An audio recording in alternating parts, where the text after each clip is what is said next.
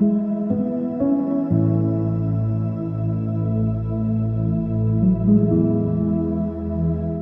ಕ್ರಿಸ್ತನಲ್ಲಿ ಪ್ರೀತಿಯುಳ್ಳ ದೈವಜನರೇ, ನಿಮ್ಮೆಲ್ಲರನ್ನ ಈ ಪರಿಶುದ್ಧ ಬೆಳಗಿನ ಜಾವದಲ್ಲಿ ತುಂಬು ಹೃದಯದಿಂದ ವಂದಿಸುವನಾಗಿದ್ದೇನೆ. ಕರ್ತನ ಈ ಕೃಪೆ ದಿವಸವನ್ನ ಆತನ ಮಹಿಮೆಗಾಗಿ ಕಳೆಯುವುದಕ್ಕಾಗಿ ನಾವು ಶಿಷ್ಯನಲ್ಲಿರುವ ಸದ್ಗುಣಗಳನ್ನ ಧ್ಯಾನ ಮಾಡ್ತಾ ಇದ್ದೇವೆ. ಪ್ರೇರೆ, ಒಬ್ಬ ವಿಶ್ವಾಸಿ ಕ್ರೈಸ್ತನು ಆತನು ಸದ್ಗುಣಗಳನ್ನು ಧರಿಸಿಕೊಂಡವನಾಗಿರಬೇಕು. ಅದರಲ್ಲಿ ಪ್ರೀತಿ ಅತಿ ಪ್ರಾಮುಖ್ಯವಾದ ಗುಣ ಎಂಬುದಾಗಿ ನಾನು 2 ದಿವಸಗಳ ಕಾಲದಲ್ಲಿ ನಿಮಗೆ ಹೇಳಿದೆ. ಈ ದಿವಸ ಒಬ್ಬ ಶಿಷ್ಯ ಆತನು ಬೆಳಕಿನಲ್ಲಿ ನಡೆಯುವಂಥ ವ್ಯಕ್ತಿ ಆಗಿರಬೇಕೆಂಬುದಾಗಿ ಕರ್ತನ ಒಂದು ನಿಜವಾದ ಆಲೋಚನೆ. ಪ್ರೇರಣೆ, ಒಬ್ಬ ಶಿಷ್ಯ ಯಾವಾಗಲೂ ಬೆಳಕಿನಲ್ಲಿ ನಡೆಯುವಾಗ ಆತನ ಜೀವಿತ ಅದು ಯೇಸುವಿನಂತೆ ಜೀವಿಸುವುದಕ್ಕೆ ಸಾಧ್ಯ. ಯಾರು ಬೆಳಕಿನಲ್ಲಿ ನಡೆಯುವುದಿಲ್ಲವೋ ಅವರಲ್ಲಿ ಪಾಪದ ಮಲಿನತ್ವ ತುಂಬಿ ಹಾಕಲ್ಪಡುವುದಕ್ಕೆ ಸಾಧ್ಯ ಮತ್ತು ದೇವರ ಅನ್ಯೋನ್ಯತೆಗೆ ಒಳಪಡುವುದಕ್ಕೆ ಆಗುವುದೇ ಇಲ್ಲ. ಅದಕ್ಕಾಗಿ ಒಬ್ಬ ಶಿಷ್ಯ ಆತನು ಬೆಳಕಿನಲ್ಲಿ ನಡೆದಾಗ ಮಾತ್ರ ಆತನು ಹೆಚ್ಚಾದಂಥ ಒಂದು ಮಹಿಮೆಯಲ್ಲಿಯೂ ಕ್ರಿಸ್ತನ ಅನ್ಯೋನ್ಯತೆಯಲ್ಲಿಯೂ ಮತ್ತು ಪಾಪವನ್ನು ಜಯಿಸುತ್ತಾ ಜೀವಿಸುವುದಕ್ಕೆ ಸಾಧ್ಯ ಎಂಬುದಾಗಿ 1 ಯೋಹಾನ 1ನೇ ಅಧ್ಯಾಯದಲ್ಲಿ ನಮಗೆ ನೇರವಾಗಿ ಪರಿಶುದ್ಧಾತ್ಮನು ಹೇಳಿಕೊಡುವುದನ್ನ ನಾವು ನೋಡ್ಕೋತೀವಿ. 1 ಯೋಹಾನ 1ನೇ ಅಧ್ಯಾಯದ 6-7ನೇ ವಚನದಲ್ಲಿ ನಾವು ನೋಡುವಾಗ, ನಾವು ದೇವರ ಸಂಗಡ ಅನ್ಯೋನ್ಯತೆ ಉಳ್ಳವರಾಗಿದ್ದೇವೆಂದು ಹೇಳಿ ಕತ್ತಲೆಯಲ್ಲಿ ನಡೆದರೆ ಸುಳ್ಳಾಡುವವರಾಗಿದ್ದೇವೆ, ಸತ್ಯವನ್ನು ಅನುಸರಿಸುವವರಲ್ಲ. ಆದರೆ ಆತನು ಬೆಳಕಿನಲ್ಲಿರುವಂತೆಯೇ ನಾವು ಬೆಳಕಿನಲ್ಲಿ ನಡೆದರೆ ನಾವು ಒಬ್ಬರ ಸಂಗಡಲೊಬ್ಬರು ಅನ್ಯೋನ್ಯತೆ ಉಳ್ಳವರಾಗಿದ್ದೇವೆ ಮತ್ತು ಆತನ ಮಗನಾದ ಯೇಸುವಿನ ರಕ್ತ ಸಕಲ ಪಾಪವನ್ನು ನಿವಾರಣೆ ಮಾಡಿ ನಮ್ಮನ್ನ ಶುದ್ಧಿ ಮಾಡುತ್ತದೆ ಎಂಬುದಾಗಿ ಬರೆಯಲ್ಪಟ್ಟಿದೆ.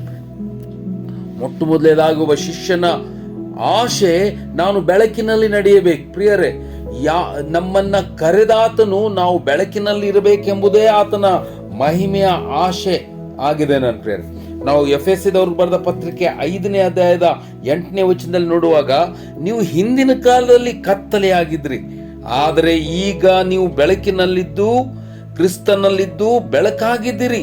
ಬೆಳಕಿನವರಂತೆ ನಡೆದುಕೊಳ್ಳಿರಿ. ಬೆಳಕಿನ ಫಲ ಉಪಕಾರದಲ್ಲಿಯೂ ನೀತಿಯಲ್ಲಿಯೂ ಸತ್ಯದಲ್ಲಿಯೂ ಕಾಣಿಸಿಕೊಳ್ಳುತ್ತದೆ. ನಮ್ಮನ್ನ ಎಷ್ಟು ಕಡಾಖಂಡಿತವಾಗಿ ಪವಿತ್ರಾತ್ಮನು ಕರೆ ಕೊಡುವುದನ್ನು ನಾವು ನೋಡ್ಕೋತೇವೆ. ಬೆಳಕಿನಲ್ಲಿ ನಡೆದುಕೊಳ್ಳ್ರಿ. ಎಷ್ಟೋ ದೇವ್ರ ಮಕ್ಕಳು ಕತ್ತಲೆಯಲ್ಲಿ ನಡೆಯುತ್ತಾ ಆ ದೇವರಿಗೆ ಅವಮಾನ ತರುವ ರೀತಿಯಲ್ಲಿ ಜೀವಿಸುವಂತ ವ್ಯಕ್ತಿಗಳಾಗಿರ್ತಾರೆ. ಅದಕ್ಕಾಗಿ ಯೇಸು ಕ್ರಿಸ್ತನ ಬೆಳಕು ನಮ್ಮ ಹೃದಯದಲ್ಲಿ ಅದು ಹೊಳೆದಿದೆ. ಅದು ಅನೇಕ ಜನರಿಗೆ ಅದು ಸತ್ಯವನ್ನು ತೋರಿಸಿಕೊಡುವ ಬೆಳಕಾಗಿದೆ. ಅದಕ್ಕಾಗಿ ನಮ್ಮಲ್ಲಿ ಆ ಬೆಳಕನ್ನ ಧರಿಸಿಕೊಂಡವರಾಗಿರ್ಬೇಕು. ನಾವು ಬೆಳಕಿನವರಾಗಿದ್ದೇವೆ. ಯೇಸು ನಮಗೆ ಕೋಟ್ ಮಾಡಿರುವಂತಹ ಒಂದು ವಿಷಯ ಏನಂದ್ರೆ, ನೀವು ಲೋಕಕ್ಕೆ ಬೆಳಕಾಗಿದ್ದೀರಿ.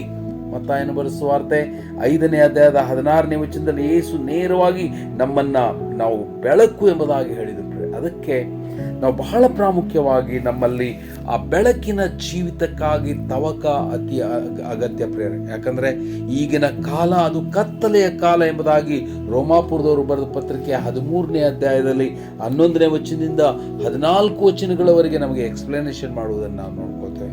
ಅದಕ್ಕಾಗಿ ನೀವು ಬೆಳಕಿನ ಆಯುಧಗಳನ್ನು ಧರಿಸಿಕೊಂಡವರಾಗಿ ಬೆಳಕಿನಲ್ಲಿ ನಡೆದುಕೊಳ್ಳ್ರಿ ಎಂಬುದಾಗಿ ಕಡಾಖಂಡಿತವಾಗಿ ಪವಿತ್ರಾತ್ಮನು ನಮಗೆ ಕರೆ ಕೊಡುವುದನ್ನು ಸಹ ನಾವು ನೋಡಿಕೊಳ್ತೇವೆ. ಅದಕ್ಕಾಗಿ ನಾವು ಈ ಬೆಳಗಿನ ಜಾವದಲ್ಲಿ ಒಂದು ತೀರ್ಮಾನ ತೆಗೆದುಕೊಳ್ಳಬೇಕು. ನಾನು ಆ ಬೆಳಕಿನ ವ್ಯಕ್ತಿಯಾಗಿ ಈ ಭೂಮಿಯ ಮೇಲೆ ಜೀವಿಸಬೇಕು. ಹೇಗೆ ಆ ಒಂದು ಸಾಧ್ಯ? ಹೇಗೆಂದ್ರೆ ಅದಕ್ಕೆ ಯೇಸು ನೇರವಾಗಿ ಹೇಳಿದ್ರು. ಯೋಹಾನ ಬರೆದ ಸುವಾರ್ತೆ 8ನೇ ಅಧ್ಯಾಯದ 12ನೇ ವಚನ, ನಾನೇ ಲೋಕಕ್ಕೆ ಬೆಳಕು, ನನ್ನನ್ನು ಅನುಸರಿಸುವವನು ಕತ್ತಲೆಯಲ್ಲಿ ನಡೆಯದೆ ಜೀವ ಕೊಡುವ ಬೆಳಕನ್ನ ಹೊಂದಿದವನಾಗಿರುವನು.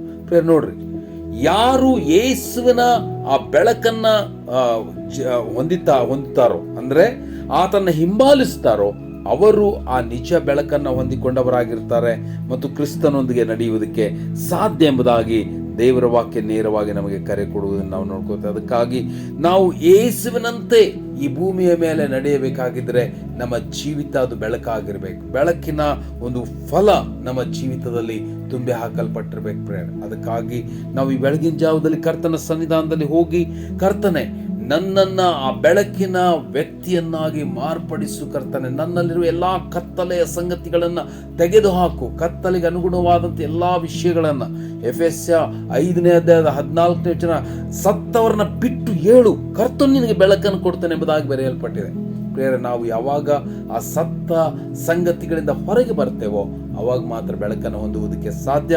ಆ ರೀತಿಯಲ್ಲಿ ಕರ್ತನ ಮುಂದೆ ನಮ್ಮನ್ನು ತಗ್ಗಿಸಿಕೊಳ್ಳೋಣ. ಕರ್ತನೇ, ನನಗೆ ಆ ನಿಜ ಬೆಳಕನ್ನು ಕೊಡು, ನಿನ್ನ ಮಹಿಮೆಗಾಗಿ ಜೀವಿಸುವುದಕ್ಕೆ ಸಹಾಯ ಕೊಡು ಎಂಬುದಾಗಿ ಕರ್ತನ ಮುಂದೆ ನಮ್ಮನ್ನು ತಗ್ಗಿಸಿಕೊಂಡು ಪ್ರಾರ್ಥನೆ ಮಾಡ್ತಾ ಹೋಗೋಣ. ಪ್ರೇಯರ್ ಆ ರೀತಿಯಲ್ಲಿ ಆಗುವಂತೆ ಕರ್ತನು ನಿಮ್ಮನ್ನು ಆಶೀರ್ವದಿಸಲಿ. Thank you.